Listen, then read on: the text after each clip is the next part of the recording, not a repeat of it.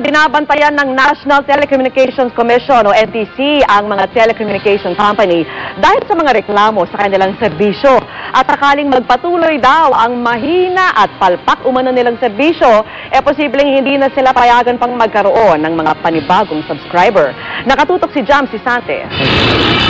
Kung madalas mawala ang signal o maputol ang mga usapan sa cellphone mo, hindi ka nag-iisa. Dahil mismong sa Senador Franklin Drilon, inireklamo sa National Telecommunications Commission o NTC ang kalidad ng serbisyo ng telecommunications companies.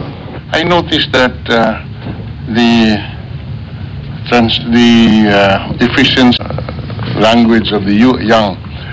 Ano ba nangyayari? Bakit madaming drop calls?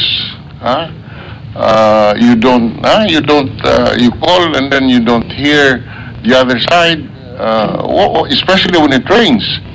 Ang masama pa, nagbabayad raw ang consumers para sa palpak na serbisyo. There's a drop call charge and yet it's because of the inefficiency and yet they make money out of their inefficiency. Ganun ba yun? I mean, who will protect the consumer?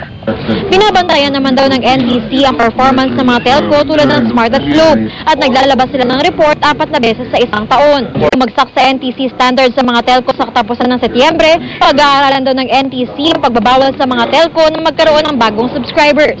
Dahilan daw kasi ngayon ang problema sa serbisyo, hindi makayanan ng networks ng kasalukuyang dami ng text at tawag lalo pat may unlimited promo. After we finish this September benchmarking, which is the third quarter, maybe we can impose po yun pong they cannot get additional subscribers because the additional subscribers congest the existing network that they have.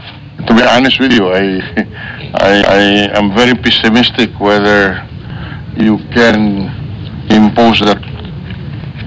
I am very pessimistic whether you can impose that rule on this telecommunication companies. Ayon kay Yoli Crisanto, head ng corporate communications ng Globe, may mga hakbang na ginagawa para mapabuti ang kanilang serbisyo. Jam Sisante, nakatutok 24 oras. Sa isang pahayag, nangako po ang Smart Communications na tuloy ang kanilang pagsisikap na magbigay ng dekalidad na serbisyo. At ngayong kumpleto na raw ang kanilang network transformation, inaasahang tuloy-tuloy na raw ang paghatid ng next generation service sa kanilang mga subscriber.